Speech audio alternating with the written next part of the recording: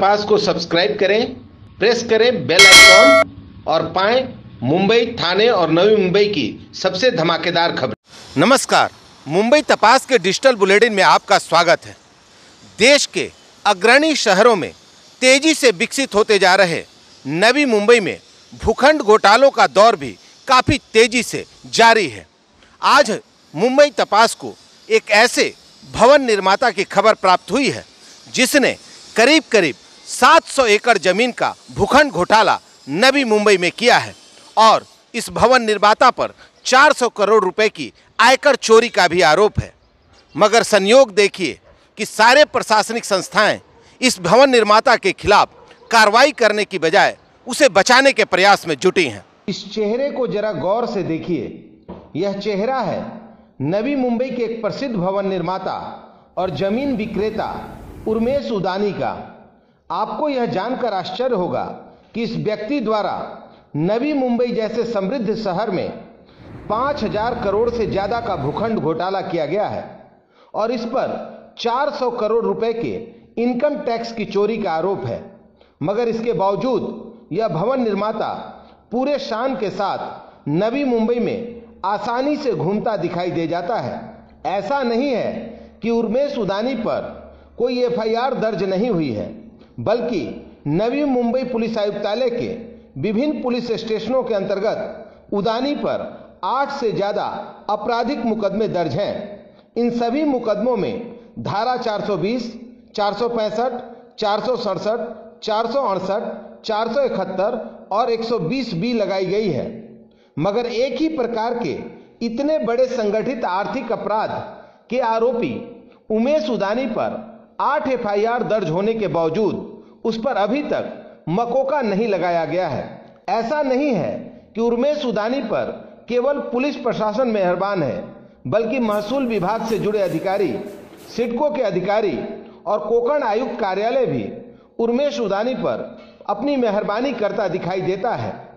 वर्ष 2013 में उर्मेश उदानी द्वारा किए गए भूखंड घोटालों के संदर्भ में माननीय मुंबई उच्च न्यायालय में एक जनहित याचिका दाखिल की गई थी और महाराष्ट्र विधानसभा के अंतर्गत तत्कालीन विधान परिषद सदस्य चंद्रकांत पाटिल ने भी इन भूखंड घोटालों को लेकर आवाज बुलंद की थी, जिसके बाद रायगढ़ जिला के 3 उप जिलाधिकारियों की एक संयुक्त जांच समिति ने इन भूखंड घोटालों की पूरी गहराई से जांच की थी।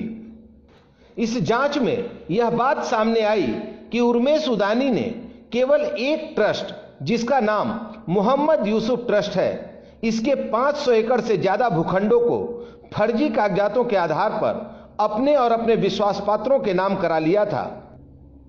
इसी प्रकार से भिवंडी वाला ट्रस्ट के भी सैकड़ों एकड़ भूखंडों को भी उर्मेश उदानी ने फर्जी कागजातों के आधार पर अपने और अपने विश्वास पात्रों के नाम करा लिया है। फिर बारी आती है हथीराम मठ ट्रस्ट की।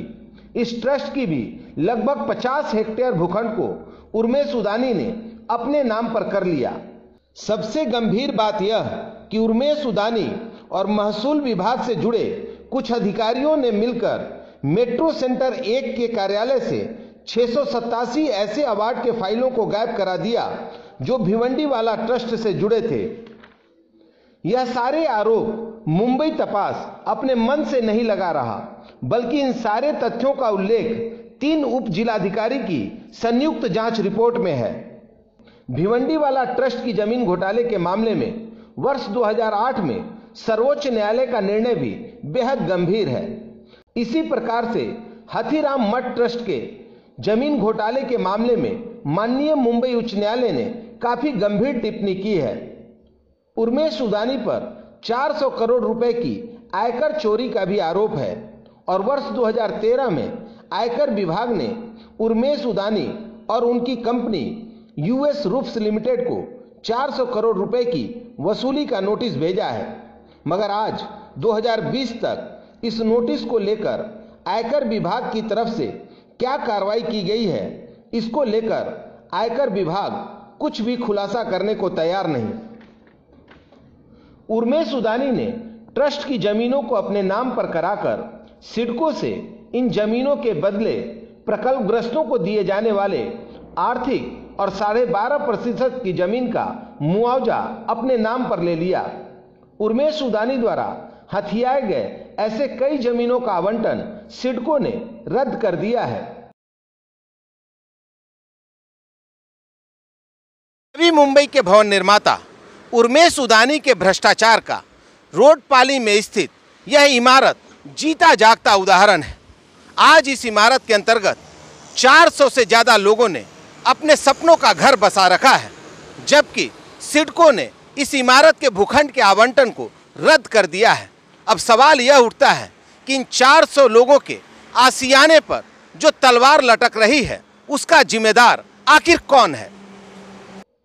उर्मेश सुदानी केवल महाराष्ट्र में ही घोटाला करने में सक्षम नहीं है, बल्कि उसने वाशी सेक्टर 30 में सिडको द्वारा आवंटित अरुणाचल भवन के जमीन में भी बड़े पैमाने पर घोटाला करने में सफलता प्राप्त की है, जहां आज भी उसका दफ्तर विराजमान है।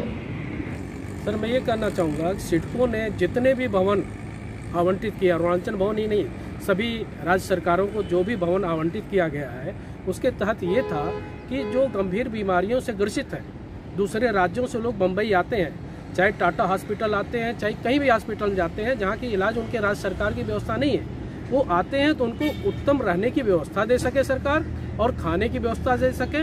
ये भी मुफ्त व्यवस्था दी गई है, जो यहाँ पर मैं देख रहा हूँ कि जैसे अरुणाचल भवन में नहीं हो रहा है, यहाँ का मिसयूज हो रहा है, उसका उस करारनामे का बीच ऑफ ट्रस्ट हो रहा है, सीधा कमर्शियल यूज कर रहे हैं। सिडको ने इस भूखंड का आवंटन इस आधार पर रद्द कर दिया है कि अरुणाचल प्रदेश सरकार ने सिडको के साथ हुए करारनामे की शर्तों का गंभीर उल्लंघन किया है और इस इमारत के लगभग 75% भाग पर करारनामे के विपरीत व्यावसायिक संकुल स्थापित कर दिए गए हैं। अरुणाचल प्रदेश के सरकारी अतिथियों और कैंसर पीड़ित मरीजों के रहने की उत्तम व्यवस्था मुंबई जैसे शहर में हो सके, इसके लिए सिडको ने अरुणाचल प्रदेश सरकार को यह जमीन आवंटित की थी, मगर उर्मेश सुदानी जैसे भ्रष्ट भवन निर्माता के कारण आज यह जमीन पूरी तरह खतरे में पड़ गई है और सिडको ने इसके आवंटन को रद्द कर दिया है।